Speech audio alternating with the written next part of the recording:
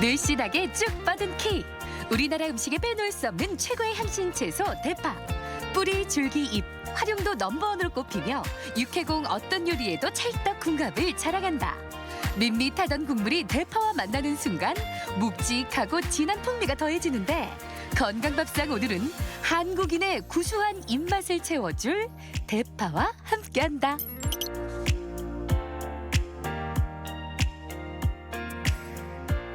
대파의 잎부분에는 베타카로틴, 황화알릴 등의 성분이 풍부하여 각종 질병과 노화의 원인이 되는 활성산소를 효과적으로 제거해주며 암을 예방하는 효능도 있다고 합니다.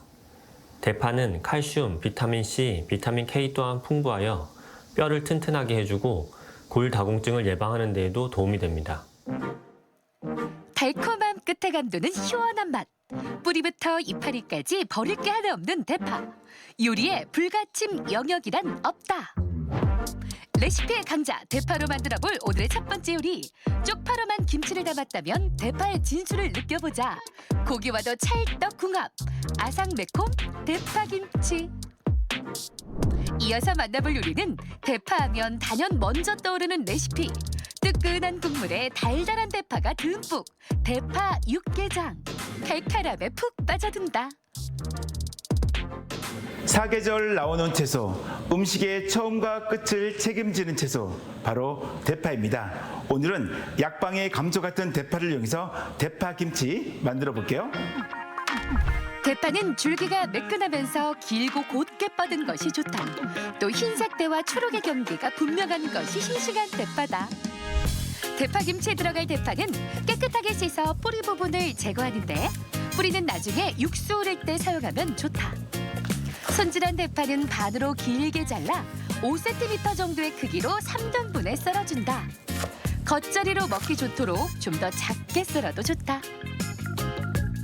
대파를 고르실 때는 대파의 심이 너무 억세면은 김치 담기가 좀 곤란하거든요. 대파가 억세지 않은 것 꼭 고르시고요. 또한 대파의 길이가 너무 길거나 그러면은 이파리 부분은 좀 잘라내고 김치를 담그는 게 좋습니다.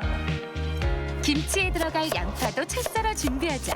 아삭함과 시원한 맛이 매력적으로 살아난다.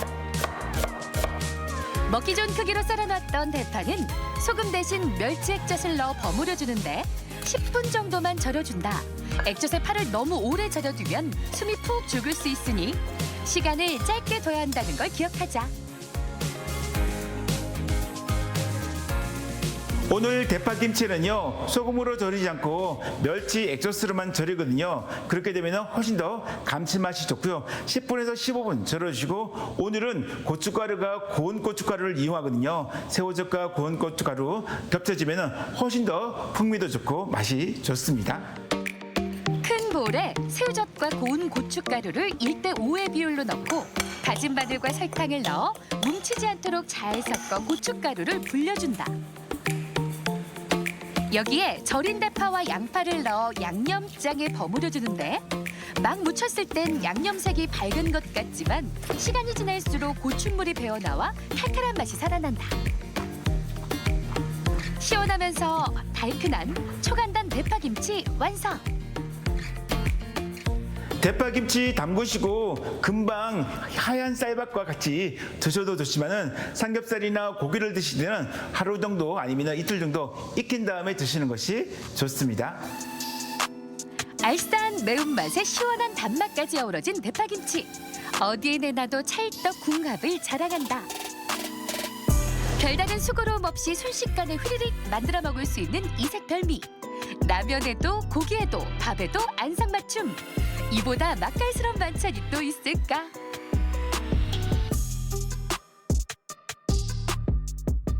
대파의 조리 방법은 참 다양한데요. 튀겨 먹고, 쪄 먹고, 구워 먹고, 또한 생으로도 먹잖아요. 참, 파기름도 있죠. 오늘은 대파의 활용도가 많은 대파를 이용해서 대파 육개장 만들어 볼게요. 대파는 반전 매력의 식재료다. 생으로 먹으면 아리고 매운맛이 강하지만 익힐수록 촉촉한 식감과 달콤한 맛이 살아난다. 대파 육개장에 들어갈 대파는 깨끗이 씻어내 뿌리를 잘라낸 후 3등분으로 숭덩숭덩 잘라 반으로 납작하게 손질해 놓는다. 대파 속 끈적이는 점액질을 없애기 위해 끓는 물에 소금을 넣어 대파를 한 차례 데쳐내는데 이렇게 해야 아린 맛이 사라지고 감칠맛이 더 살아난다. 데친 대파는 찬물에 담가 식힌 후 건져내 물기를 쫙 빼준다.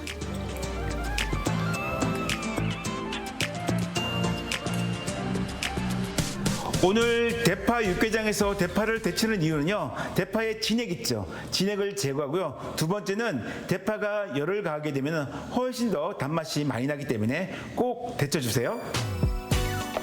육개장에 들어갈 채소도 손질하자. 표고버섯과 쇠고기는 적당한 크기로 썰어주는데 양지머리나 불고기용이 안성맞춤. 이렇게 손질한 쇠고기는 소금 한 스푼을 넣고 조물조물 간이 배도록 재워둔다. 이어서 숙주도 데쳐내자. 끓는 물에 소금을 넣은 후 숙주를 데쳐내 식혀주는데 이렇게 나물을 데쳐줘야 식감도 연해지고 향도 부드러워진다.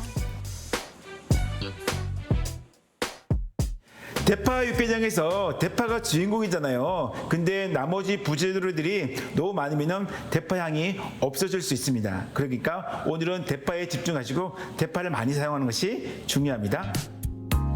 육개장의 포인트 양념장을 만들 차례. 생강과 다진 마늘, 고춧가루와 국간장을 넣고 양념 베이스를 만든 후 표고버섯과 숙주나물, 대파를 넣어 조물조물 간이 배도록 초벌로 버무려준다. 이어서 쇠고기는 오일로 코팅. 팬에 참기름을 두른 후 타지 않게 쇠고기를 볶은 다음 우려두었던 육수를 붓고 버무린 재료들을 한데 넣어 보글보글 끓여준다. 오늘 대파 육개장에서는 고기를 삶지 않고 볶을 거거든요. 참기름으로 볶으시면 훨씬 더 풍미가 좋아지고요. 센 불에서 10분 끓여주시고 나머지는 약불에서 20분 정도 꼭 끓여주세요. 뭉근한 불에서 국물을 달인 후 달걀을 휙 둘러주면 영양 만점, 비주얼 굿. 여기에 향긋한 대파를 올리면 대파 육개장 완성. 대파의 달큰한 맛과 고기 육수의 배지근한 맛이 녹아있는 얼큰한 대파 육개장. 이열치열 뜨끈한 국물로 정신까지 번쩍 드는 맛이다. 대파의 독특한 향은 예민한 마음을 진정시키는 효과가 있습니다. 또한 대파의 뿌리에 들어있는 알리신 성분은 혈액순환을 촉진하고 신경을 안정시켜주어 스트레스 해소, 불면증 완화에 도움이 됩니다.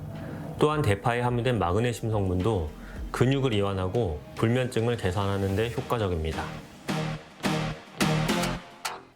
들어가는 순간 풍미를 더하고 조리법에 따라 맛이 달라지는 변신의 귀재 대파. 찌개면 찌개, 볶음이면 볶음. 한국인의 진한 맛을 사로잡는 데 빠지지 않고 등장하는 감초 중의 감초다. 입맛을 사로잡는 김치로 기력을 더해주는 육개장으로 우리 집 냉장고 속에 잠자고 있던 대파가 지금 화려한 변신을 시작한다. 네, 건강 플러스 인사드립니다. 안녕하세요, 임세혁입니다. 안녕하세요, 윤희영입니다. 요즘 거리에 나가보면요, 레깅스를 입은 분들 쉽게 만날 수가 있는데요. 예전에는 그 운동할 때 활동성 때문에 레깅스를 입는 경우가 많았었는데 지금은 이제 평상복으로 입는 경우도 많이 있으시더라고요. 네, 맞아요. 저도 집에 레깅스가 하나 있긴 한데 저는 좀 불편해서 손이 잘 안 가더라고요. 희영 씨도 잘 어울릴 것 같은데. 그렇습니다. 네. 그런데 이 레깅스를 입을 때도요, 잘 입어야 된다고 합니다. 아무래도 몸에 꽉 끼다 보니까 이 통풍이 잘 안 돼서 피부염을 유발하기가 쉽고요. 또 혈액순환을 방해해서 하지 정맥류를 악화시킬 수 있다고 합니다. 네, 남자분들도 자전거 타실 때 이 레깅스를 입는 분들 많이 계시는데요. 마찬가지로 장시간 착용할 경우에는 전립선 질환을 유발할 수 있다고 합니다. 통풍이 잘 되는 면이나 기능성 소재를 선택을 하고요. 또 과도한 압박을 주는 것은 피하는 게 좋겠습니다. 네, 그리고 무엇보다 중요한 건 입고 난 뒤에 잘 씻는 거라고 하니까요. 이 점도 꼭 기억해 두시기 바랍니다.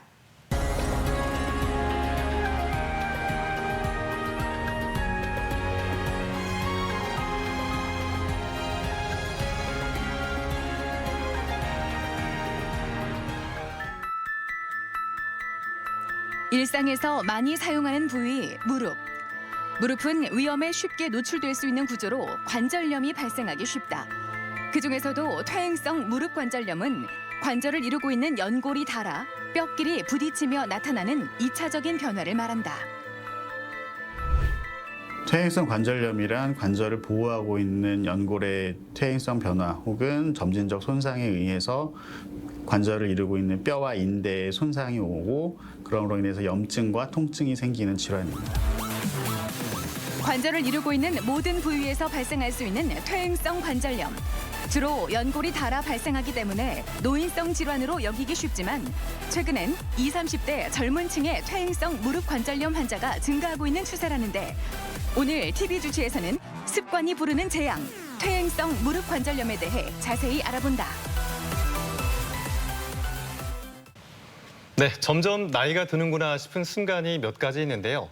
책을 좀 멀리 봐야 좀 잘 보인다거나 네. 아니면 좀 앉아있다가 일어날 때 어이구 하면서 일어설 때가 있거든요.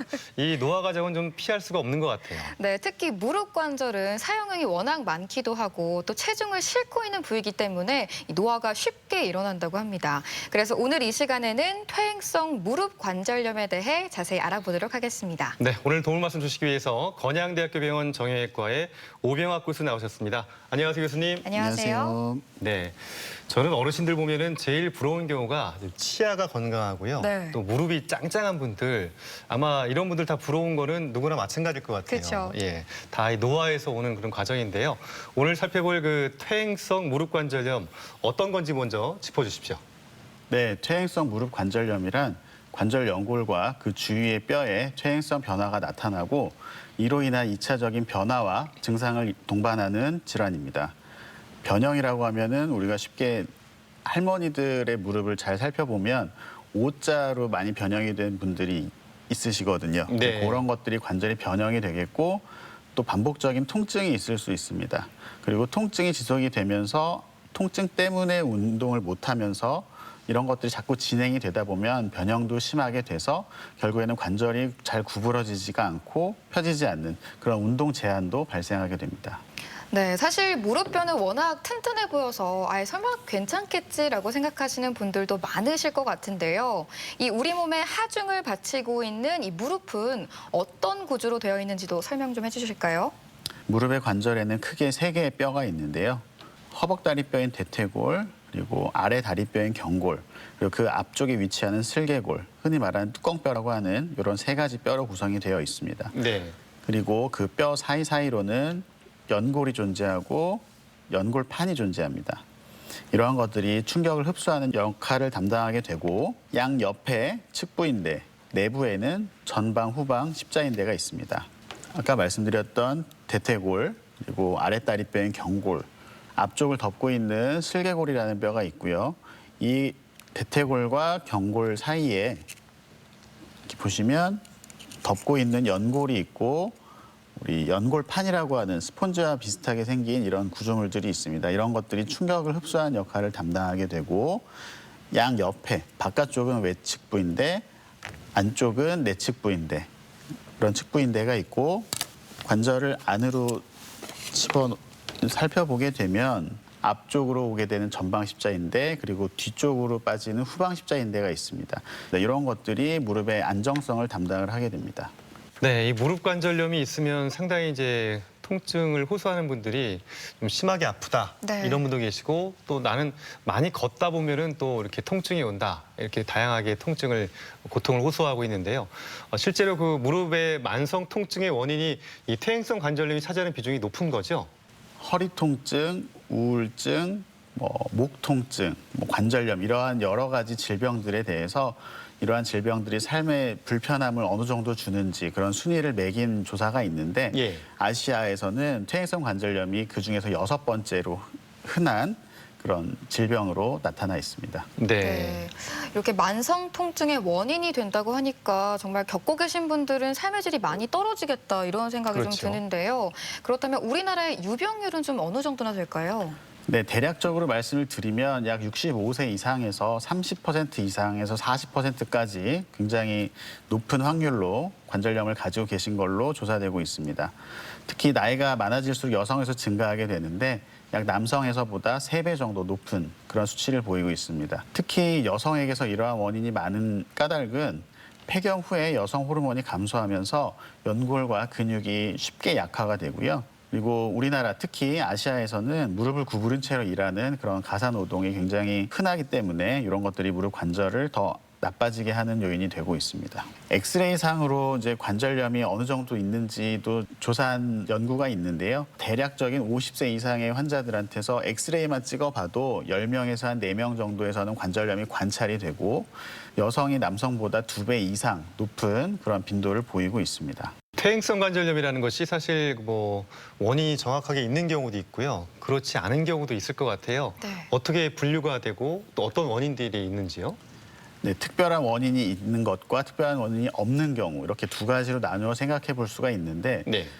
특별한 원인이 없는 경우를 일차성 관절염이라고 부르고 이런 것들은 우리가 흔히 생각할 수 있는 이제 연세가 드시면서 퇴행성 변화가 오는 그런 나이 그리고 아까 여성분들이 좀 더 많다고 말씀드렸듯이 여성분들인 경우에 좀 더 많고 네. 그리고 유전적으로 가족들 중에서 관절염이 많았던 그런 가족들이라고 하면 본인이 더 관절염에 더 취약하다고 볼 수 있겠고 그리고 체중이 많이 나가시는 분들은 관절에 부담이 많이 가기 때문에 이런 것들은 그냥 기본적으로 아주 특별한 원인은 아니지만은 이런 것들이 일차성으로 관절염의 원인이 되겠고 이차적인 관절염이라고 하는 것은 명확한 원인이 존재하는 것을 뜻합니다. 예를 들면 무릎을 다쳤다라고 네. 하면 이런 건 당연히 관절염으로 악화될 수 있는 소인이 되는 것이고 선천적으로 다리 모양이 남들과 다르게 생긴 경우가 있습니다. O자 다리가 심하다든지 X자 다리가 심하다든지 이렇게 되다 보면 무릎 안에서도 내측과 외측의 체중에 실리는 정도가 다르기 때문에 한쪽으로만 많이 기울어지면 그쪽이 먼저 쉽게 닳기 때문에 그러한 것들이 관절염이 올 수가 있겠고 마지막으로 이제 무릎에 쉽게 말해 염증이 생겼다고 표현하는데 화농성 관절염을 앓고 나시면 이제 관절염으로 발생할 가능성이 굉장히 높습니다. 나이나 성별, 뭐 외상 이런 것들이 그러면 주요 위험 인자가 되겠네요. 네, 맞습니다. 우선 연세가 높으시면 당연히 가능성이 높겠고 여성분들이 이제 폐경기에 가까우면서 인대나 그런 것들이 더 급격하게 악화가 되겠고 네. 가족적인 것도 원인이 되겠죠. 가족력도 있고. 네. 뭐 비만하게 되면 아까도 말씀드렸듯이 당연히 체중의 부하가 관절에 집중되게 되고 선천적인 형태 이상 그리고 외상, 쪼그려 일하는 그런 생활 습관 등이 이제 악화 원인이 되고 위험 인자라 할 수 있겠습니다. 네. 그리고 퇴행성 무릎 관절염을 앓고 계신 분들 이야기를 좀 들어보면 붓기도 많이 붓지만 이 통증이 야간에 많이 발생을 해서 잠을 자기 힘들다 이러신 분들이 많으신데요. 주요 증상에는 좀 어떤 게 있을까요? 네, 우선 증상은 통증이 있겠는데 밤에 됐을 때 통증이 심하게 되고요. 그리고 관절에 있다 뻣뻣하고 바그락바그락 소리가 나는 그런 경우도 있습니다. 그런 소리가 난다는 거는 연골이 많이 닳아서 뼈와 이제 닿으면서 소리가 나는 그런 것들도 있고 관절막이 두꺼워지면서 뼈와 사이에서 움직이면서 소리를 내는 경우도 있습니다. 그리고 변형이 심하게 되면은 이제 곁다리에 뼈가 많이 생기기도 하는데 그런 것들이 무릎을 완전히 굽히는 걸 방해하고 펴는 것도 어렵게 하는 경우가 있습니다. 네. 바닥에 앉으면 이제 앉는 것까지는 수월하게 하시지만 일어날 때 무릎을 많이 구부려야 되기 때문에 이런 경우에 통증이 막 생겨서 일어나기가 어려운 경우가 많고 활동을 많이 하는 그런 날은 이제 저녁 때 통증이 심해서 잠을 못 드는 경우도 있고 뭐 쉬면은 당연히 호전이 되고 참 우리 어머님 아버님들이 보통 이제 아프시면 바로 병원에 가는 게 아니라 참다 심해지면 병원에 가시잖아요. 맞아요. 이 무릎 퇴행성 관절염은 진단을 어떻게 내립니까? 우선 외래에서 이제 들어오실 때 걸음걸이를 관찰을 하게 됩니다. 아, 똑바르게 걸어오시는 분들도 계시지만 대부분 이렇게 절룩이면서 온다든지 걷는 속도가 굉장히 느리다든지 네. 뭐 이런 것들이 이제 관절염이 있으시겠구나라고 판단을 하는 그런 게 되겠고 네. 진찰을 하면서 관절에 붓기가 있는지 변형이 있는지도 판단을 하고 이러한 것들로 짐작을 해봤을 때 관절염이 있겠구나라고 판단했을 때는 엑스레이를 찍게 됩니다. 네. 가장 중요한 것은 단순 방사선, 즉 엑스레이라고 할 수 있겠습니다. 방사선, 그러니까 엑스레이가 모든 걸 다 보여주지는 않지만 우선 뼈를 잘 보여주거든요. 네. 그러면 이제 뼈에 변형이 왔다는 거를 잘 알 수가 있고 뼈와 뼈 사이에 간격이 중요한데 엑스레이에서 보이지 않는 연골과 연골판이 있는 위치입니다. 근데 그런 것들이 닳게 되면은 관절의 간격이 감소하게 되는 것이죠. 네, 엑스레이가 가장 중요한 검사이고 엑스레이에서 크게 문제가 있지 않은데 통증이 심한 분들도 간혹가다 있으시거든요. 그런 경우에는 이제 정밀하게 보기 위해서 MRI를 찍습니다. 그러니까 연골이나 연골판에 문제가 발생하거나 인대가 손상이 됐거나 이런 것들을 볼 때 좀 더 유리한 검사입니다. 이 방금 방사선 사진이 가장 중요하다 이렇게 말씀을 해주셨는데 그렇다면 엑스레이상으로는 좀 어떤 소견들이 있을까요? 네, 그림을 보면서 설명을 드리겠습니다. 정상적인 관절에서는 이렇게 관절면이 매끈하고 둥글둥글한 이런 모습 그리고 뼈와 뼈 사이 관절의 간격이 잘 유지가 되는 소견을 보실 수 있습니다. 네.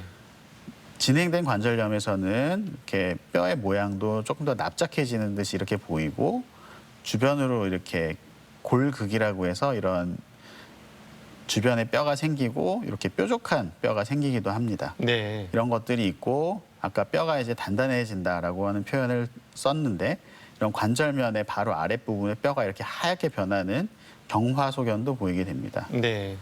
이 엑스레이는 이제 무릎을 약간 한 10도 정도 구부려서 찍은 사진인데요. 이렇게 찍게 되면 관절면이 좁아지는 것이 조금 더 잘 보이게 되어서 엑스레이도 어떻게 찍느냐에 따라서 관절염이 잘 보일 수도 있고 그렇지 않을 수도 있습니다.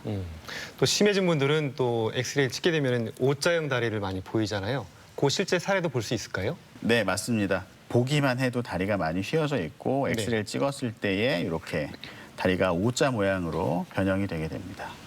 대전 MBC 건강 플러스 오늘은 퇴행성 무릎 관절염에 대해 살펴보고 있는데요. 이번에는 병원에 직접 찾아가 환자들을 만나보고 진단 방법과 치료법에 대해 살펴보겠습니다. 화면으로 만나보시죠. 나이가 들면서 가장 먼저 신호를 보내오는 부위 무릎. 무릎 관절은 몸의 하중을 그대로 지탱하기 때문에 과사용과 노화 과정에 따른 관절염을 유발하기 쉽다. 특히 퇴행성 관절염은 대표적인 노인성 질환으로 꼽히지만 노화가 원인이라기보다는 무릎 관절을 많이 쓸수록 빨리 다릴 수 있다는 인식의 전환이 필요한 질환이기도 하다. 환자분 어떻게 불편해서 오셨죠? 네. 저 주말마다 등산과 테니스를 즐겨 하는데 좀 나이가 좀 들어서 그런지 몰라도 왼쪽 무릎이 통증이 있어서 왔습니다. 어떤 자세를 할 때가 가장 불편하세요? 계단 내려올 때와 테니스 칠 때 점프해서 내려올 때가 왼쪽 무릎이 통증을 느낍니다. 앉았다가 일어나실 때 그럴 때 통증이 좀 있으신가요? 네. 평소 생활을 하면서도 앉았다가 일어날 때도 통증을 느끼고 있습니다. 퇴행성 무릎 관절염은 뼈와 뼈 사이에서 완충작용을 하는 연골이 어떤 원인에 의해 손상되어 발생하는 것으로 특히 계단을 오르내릴 때 통증이 더 심하다. 더 진행되면 무릎이 붓고 물이 차며 하루 종일 통증을 느끼기도 한다. 환자분은 50대 환자분이시고 운동 중에 발생한 무릎 통증으로 내원하셨습니다.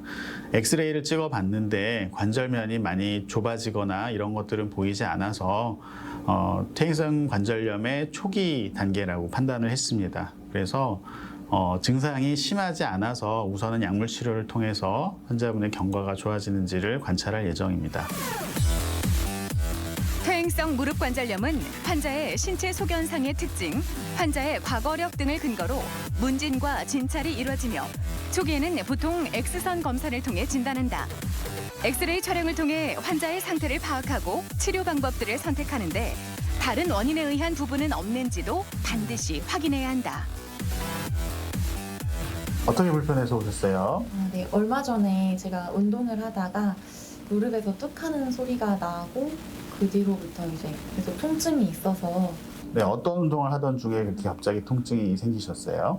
스쿼트를 하다가 무릎을 좀 과도하게 구부렸는데 그 뒤로부터 통증이 있어서 왔습니다. 네, 그러면은 무릎을 구부렸다 펼 때에 뭔가 걸리는 느낌이라든지 이런 것들이 있나요? 무릎에서 소리가 나면서 잘 안 펴질 때가 있습니다.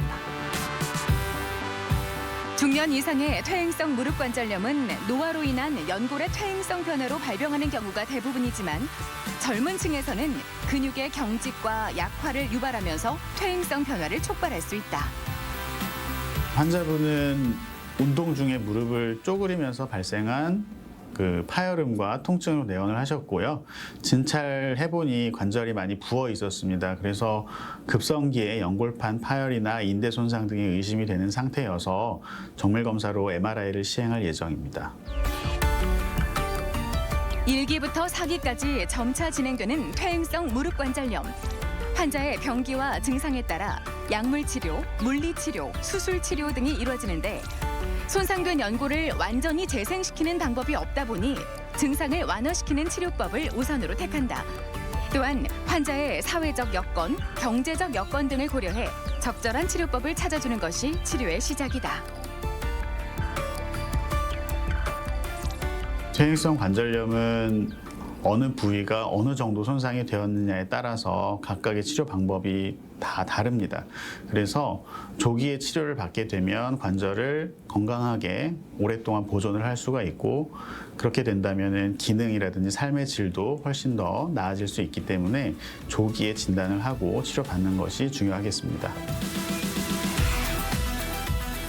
퇴행성 무릎 관절염은 치료와 함께 무릎 건강에 좋지 않은 습관들을 교정해 나가는 것이 중요하다. 무리한 사용과 반복적인 동작은 피하고 충분한 휴식을 통해 효과적인 치료를 이끌 수 있는데 한 번 손상된 관절은 저절로 회복되지 않는 법. 세월과 습관이 만드는 퇴행성 무릎 관절염. 현명하게 극복해보자. 네, 병원을 찾아가서 환자들을 만나보고요. 퇴행성 무릎 관절염에 관해 자세히 살펴봤습니다. 자, 이제 치료를 좀 알아볼 텐데요. 치료는 크게 분류하면 어떻게 나눌 수가 있을까요? 네, 크게 두 가지로 생각해 볼 수 있겠습니다. 보존적인 치료, 즉 내 관절을 잘 가지고 치료하는 방법이 있겠고 수술적인 치료, 이렇게 나눠볼 수가 있겠습니다. 네. 보존적인 치료는 가장 중요한 것은 생활 습관의 변화입니다. 평상시 걸을 때는 통증이 없더라도 계단을 내려가거나 쪼그리거나 무릎을 꿇거나 이럴 때 통증이 있는 경우가 굉장히 흔하기 때문에 이러한 습관들만 교정을 해준다고 하면 무릎의 통증은 심해지지 않을 수 있고 네. 이런 것들이 가장 외래에서 많이 설명드리는 것들 중에 하나입니다. 이제 소염제라든지 연골의 파괴를 막아주는 그런 관절 보호제들을 쓸 수가 있겠고 그리고 수술적인 치료도 역시 크게 두 가지인데요. 내 관절을 보존할 수 있는 수술이 있겠고 심하게 망가진 관절을 대체하는 그런 수술로 생각을 해볼 수가 있습니다. 네, 방금 전에도 운동이 중요하다 이런 이야기를 해주셨는데 운동을 하게 되면 이 환자들에게는 좀 어떤 효과가 있고 또 운동을 통해서는 어떤 방법들을 좀 기대해 볼 수 있을까요? 네, 운동을 하게 되면 우선 통증이 감소하고요. 그리고 운동을 충분히 하게 되면 숙면이 유도되기 때문에 이런 것들이 장점이 되겠습니다. 그래서 어떠한 운동들을 주로 해야 되는지를 알아보면 우선 스트레칭이나 댄스 등 유연성을 회복하는 운동이 중요하겠습니다. 그래야 관절의 운동 범위가 유지가 되고 관절이 굳는 것을 막을 수가 있고 이런 것들은 본격적으로 운동하기 전에 반드시 시행되어야 할 사항들입니다. 그리고 중요한 것이 또 근력 강화 운동인데요.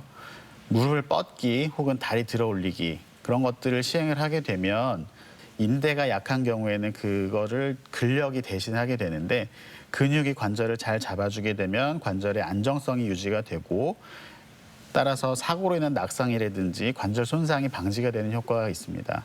걷기나 자전거나 수영 이런 것들은 또 유산소 운동이 되겠는데 이런 것들이 심폐기능을 좋아지게 하고 체중도 줄이는 효과가 있기 때문에 이러한 운동들을 꾸준히 하시는 것이 중요하겠습니다.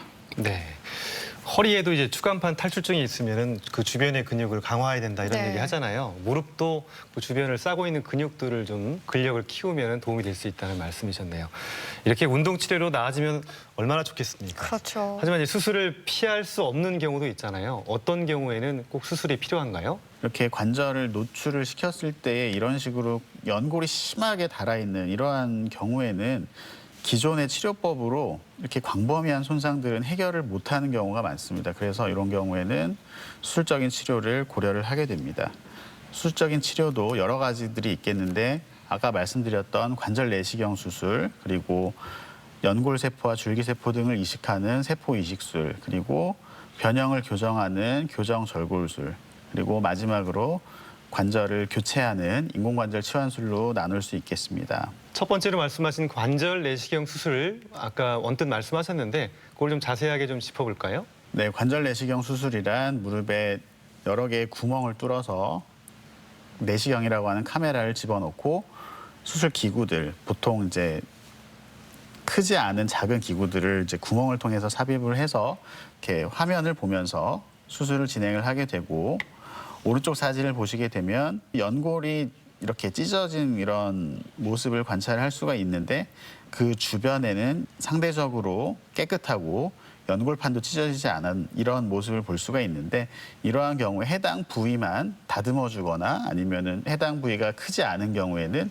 연골을 다시 재생할 수 있는 그런 뭐 구멍을 뚫어준다든지 그런 것들을 할 수가 있겠고, 이런 내시경 수술을 하면서 이제 세포 이식술을 같이 진행을 할 수도 있습니다. 네. 이런 줄기세포 이식술이라고 하는 것은 관절 내시경을 통해서 관절 연골을 잘 관찰을 한 다음에 이렇게 연골이 없는 그런 부위의 크기를 측정을 하고 연골이 잘 생길 수 있도록 구멍을 뚫어줍니다. 그 줄기세포가 있는데 그거를 이제 젤 타입으로 되어 있는 그런 줄기세포를 이식을 하고, 이러한 줄기세포가 연골세포로 변화돼서 안정화될 때까지 보통 2~3달 정도 기간이 필요한데, 그런 경우에 이제 체중을 최대한 딛지 않고 재활 운동을 하면서 치료를 하게 됩니다. 네. 네, 자가연골 세포 이식술은 이제 예전에는 무릎에서 연골을 떼서 그 연골을 키워서 다시 이식을 하는 방법을 사용을 했었는데, 네. 최근에는 본인의 갈비뼈에서 연골을 떼서 이것을 한 6주가량 배양을 하게 됩니다. 오. 예, 연골이 부족한 부분을 잘 정리를 해주고, 그러한 연골이 배양된 것이 이렇게 구슬 모양으로 되어 있는데, 요거를 이렇게 이식을 해준 다음에 그 위를 이제 풀 같은 조직을 잘 붙게 하는 접착제 같은 걸로 도포를 해주면 이렇게 수술이 끝나게 됩니다. 줄기세포나 연골세포나 이제 본인의 연골로 잘 안착이 될 때까지는 약 2달 이상의 시간이 걸리기 때문에 그 기간 동안은 최대한 체중을 딛지 않고 보호를 하면서 치료를 진행을 해야 되고, 이러한 내시경 그리고 그 세포 이식술 이런 것들은 그 변형을 교정하는 절골술과 함께 시행할 수 있습니다. 네. 자, 이 퇴행성 무릎관절염의 수술적 방법에 대해 알아보고 있는데요. 아까 교수님께서 그 휜다리인 경우에는 절골술이 효과적이라고 하셨는데, 네. 절골술은 어떤 겁니까? 네, 절골술이라고 하는 거는 이제 휜 다리를 교정을 한다라고 이해를 하시면 가장 편하게 이해하실 수 있습니다. 정상적으로는 이제 고관절과 발목 관절을 잇는 선이 무릎의 가운데로 와야 무릎이 일자라고 우리가 생각을 하실 수 있는데, 예. 이 환자분 같은 경우에는 이런 고관절과 발목을 이었을 때 안쪽으로 체중이 지나가는 것을 관찰하실 수가 있습니다. 이렇게 되면 체중이 비정상적으로 안쪽에만 계속 이제 집중이 되게 되고, 그러면서 그쪽에 연골이 닳고 연골판이 찢어지고 이런 것들이 발생을 하게 됩니다.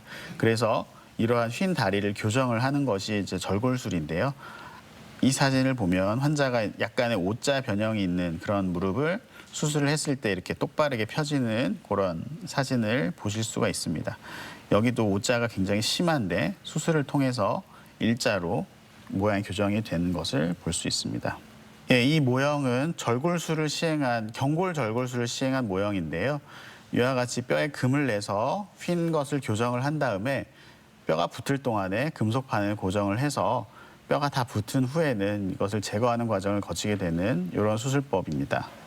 대퇴골 절골술을 보게 되면 이분은 반대로 X자 다리인 경우이시고, 그래서 체중이 바깥쪽으로 많이 집중이 됩니다. 네. 관절 내시경을 보면 이렇게 연골이 파여 있는 이런 모습을 보실 수가 있는데, 이렇게 연골을 정리를 하고 연골이 잘 생길 수 있도록 이렇게 구멍을 뚫어주고 휜 다리를 이렇게 일자로 교정을 하게 되면, 이게 나중에 이제 1년째 관절 내시경을 다시 해서 본 사진인데, 이렇게 연골이 잘 재생이 돼서 회복이 된 모습을 볼 수가 있겠습니다. 그리고 또 수술법 중에 아까도 잠깐 언급을 해주셨지만 인공관절술이 있다고 들었는데요. 많은 분들이 또 이 수술법을 선택하신다고 들었습니다. 이 인공관절 치환술, 이건 어떤 수술인가요? 네, 이제 세포 치료, 관절 내시경 그리고 절골술로 해결이 되지 않는 그런 변형이 심하고 파괴가 많이 된 그런 관절은 이제 인공관절 수술을 해야 되는데, 크게 부분적으로 하는 부분 치환술이 있겠고 전체를 다 교체를 하는 전 치환술이 있겠습니다. 환자분은 이 동그라미에 보이는 엑스레이에서 안쪽만 관절염이 심한 것을 확인하실 수가 있는데요.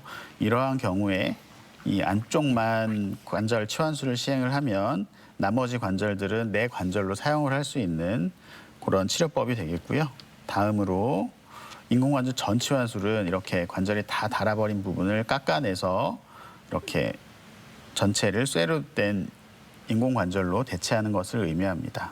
네, 이것이 이제 인공관절인데요.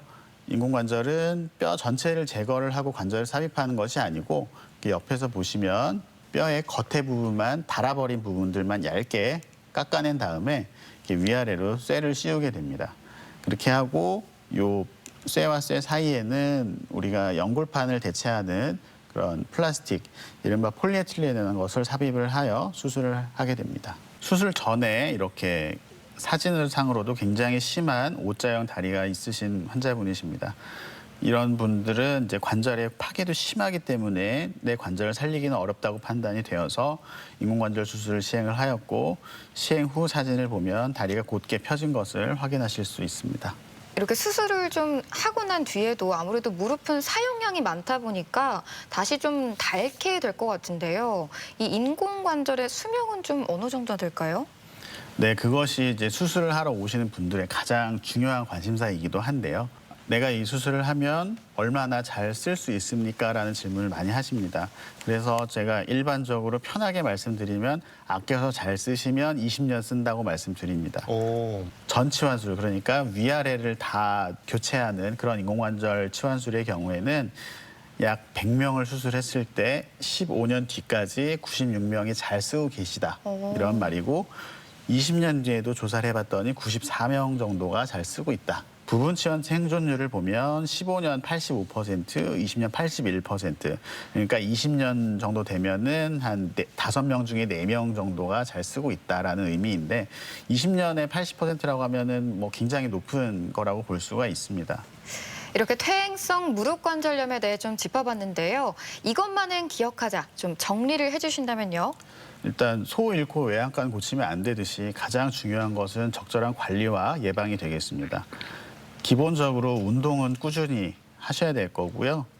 그리고 생활 습관, 아까 말씀드렸던 쪼그려 앉기, 무릎 꿇기, 그리고 계단 내려가기 이런 것들은 피하시는 게 좋습니다.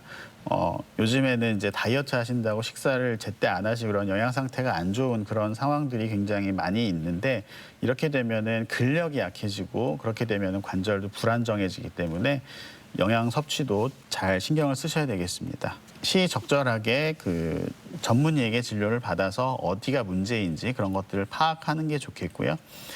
일단 관절염이 진단이 된 후에는 사회적으로, 경제적으로 또 정신적으로 이러한 신체적 요건까지 다 같이 고려해서 치료 방법을 결정을 해야겠습니다. 즉 환자에게 맞는 약물과 수술적인 치료를 적절히 병행을 하여야 될 것으로 생각이 됩니다. 대전 MBC 건강 플러스, 오늘은 퇴행성 무릎관절염에 대해 알아보고 있는데요. 이번에는 이와 관련된 오해와 진실을 OX로 풀어보겠습니다. 네. 먼저 그 오래 앉아 있는 사람은 연골이 빨리 닳기 쉽다. 이건 O일까요, X일까요? 네, 맞습니다. 근데 이제 오래 앉는 것이 의자에 오래 앉느냐 아니면 쪼그려 앉느냐에 또 다른데 쪼그려 앉는 것이 가장 이제 무릎에 안 좋은 그런 자세입니다. 네. 네, 다음으로는 인공관절 수술은 최대한 늦게 하는 게 좋다. O일까요, X일까요? 예전에는 이제 O였는데 지금은 X입니다. 이게 인공관절의 수명이 길어졌기 때문에 저희가 뭐 예전에는 꼭 65세가 넘어가고 70세가 되어야지 이제 권유를 드렸지만은 이제 활동량이 그렇게 과하지 않은 그런 분들에게서 통증을 쉽게 좋아지게 하고 바로 재활을 쉽게 할 수 있는 그런 방법이 인공관절이기 때문에 무조건 참고 미룰 필요는 없습니다. 네. 그리고 무릎 관절염은 날씨의 영향을 받는다. 이건 O일까요, X일까요? 네, O입니다. 관절이 이제 통증을 잘 느끼는 경우와 관절이 팽창하는 경우에 이제 그렇게 느끼게 되는데 날씨가 흐리게 되면 기압이 낮아지면 관절막이 팽창하게 되고 이런 것들이 통증을 유발합니다. 네. 그리고 저도 이 질문은 궁금했는데요. 무릎 연골 주사를 맞으면 연골이 생성된다. O일까요, X일까요? 네, X입니다. 연골 주사는 이제 요즘에 제품이 많이 나와 있는데 크게 두 가지 정도로 생각을 하시면 되는데 둘 다 연골을 새로 만들어주지는 않습니다. 이 골다공증이 있는 분들은 무릎 관절 수술을 하지 못한다. 이거는 O일까요, X일까요? 네, X입니다. 그러니까 관절염이 있으신 분들이 골다공증이 있는 경우도 굉장히 흔하고 네. 물론 아주 심한 골다공증의 경우에는 이제 수술이 어려운 경우도 물론 있습니다. 왜냐하면 이렇게 그 인공관절을 삽입을 하려면 뼈가 주변이 어느 정도 기본적으로 튼튼해야 되기 때문에 그거를 고려를 해야 되고요. 골다공증이 심한 경우에는 이런 인공관절 보다는 조금 더 이제 내용물이 큰 그런 인공관절 그걸 사용을 해서 수술을 할 수 있습니다. 이렇게 퇴행성 무릎 관절염에 대한 오해와 진실을 OX로 풀어봤고요. 계속해서 시청자 여러분의 궁금증 풀어보도록 하겠습니다. 인공관절 수술을 하면 다리가 뻗정다리가 되기 쉽다고 걱정하시는 분들이 많은데요. 실제 어떤지 궁금합니다. 네, 아무래도 인공 구조물이 들어가기 때문에 그런 얘기가 나오는 것 같은데요. 네. 교수님 어떻습니까? 반드시 뻗정다리가 된다고 볼 수는 없습니다. 이것은 이제 수술 자체의 문제라기보다는 수술 후 재활이 굉장히 중요한데요. 수술 후 재활이 잘 되지 않는 이유는 우선 통증이 심한 경우가 있기 때문에 우선 통증을 잘 조절을 하고 충분히 재활을 하면 강직은 막을 수 있습니다. 무릎이 아플 때 맞는 스테로이드 주사는 자주 맞으면 살이 찔 수 있다고 하던데 사실인가요? 네, 일명 뼈 주사라고 하죠. 이 스테로이드 주사를 자주 맞으면 살이 찔 수 있을까요? 네, 살이 찔 수 있습니다. 왜냐하면 이 스테로이드라고 하는 것은 부신 피질 호르몬이라고 우리 몸에서 나오는 정상적으로 나오는 호르몬인데 이것을 이제 다량을 투여를 하게 됩니다. 그래서 그 중에 하나가 이제 살이 찔 수도 있고 당이 올라갈 수도 있고 뭐 이런 합병증들이 발생할 수 있기 때문에 주의하셔서 치료를 받으셔야 될 것 같습니다. 무릎 관절염이 있으면 온찜질을 자주 해주는 게 좋은가요? 예, 무릎 안 좋으면 집에서 왜 핫팩 같은 거 올려놓는 경우 네. 많잖아요. 온찜질이 도움이 될까요? 어떻습니까? 네, 그때그때 다르긴 하지만 일반적으로 온찜질이 도움이 되겠습니다. 온찜질을 하게 되면 혈액순환이 좋아지면서 통증이나 이런 것들이 좋아지고 관절도 많이 부드러워지는데요. 다만 이제 지나치게 운동을 많이 했다든지 아니면은 다쳐서 붓기가 있고 열감이 있다든지 이런 경우에는 이제 며칠 동안 짧게는 냉찜질을 하시는 게 도움이 되겠습니다. 네. 네. 이 끝으로 퇴행성 무릎 관절염에 대해서 꼭 기억해야 할 점, 이 핵심을 한마디로 정리해 주시면 좋을 것 같은데요. 퇴행성 무릎 관절염은 네모다. 이 네모안을 좀 채워주신다면요. 네, 퇴행성 관절염은 맞춤형 정장이라고 하겠습니다. 옷을 맞출 때 본인의 사이즈에 맞는 그런 옷을 맞춰야지 가장 나한테 잘 어울리는 옷이기 때문에 무릎의 관절염도 손상의 정도와 그런 본인의 그 생활 방식 이런 것들을 잘 알고 그런 것들을 파악을 했을 때에 그거에 맞는 치료를 할 수 있기 때문에 맞춤형 정장으로 이야기하겠습니다. 네, 맞춤형 정장이다. 네. 참 와닿는 말이었습니다. 자, 지금까지 퇴행성 무릎 관절염에 알아봤고요. 지금까지 도움 말씀에 정형외과의 오병학 교수였습니다. 오늘 말씀 감사합니다. 고맙습니다. 감사합니다. 네, 무릎 통증이 왔을 때 너무 오래 참고요. 병원에 늦게 가게 되면은 나중에 그 수술 치료를 해도 만족스러운 결과를 얻을 수가 없게 되잖아요. 초기에 증상이 있었을 때 적절하게 치료받을 수 있도록 미리 좀 병원에 가시는 것도 필요할 것 같네요. 네, 그리고 퇴행성 무릎 관절염은 더 이상 노인성 질환이 아니라고 하니까요. 평소 생활 자세에서부터 올바르지 않은 부분은 없는지 좀 살펴보고 바르게 교정해 나가는 것도 중요할 것 같습니다. 네, 건강 플러스 저희가 준비한 내용은 여기까지입니다. 다음 주 시간에 다시 인사드리겠습니다. 함께해 주신 여러분 고맙습니다. 고맙습니다.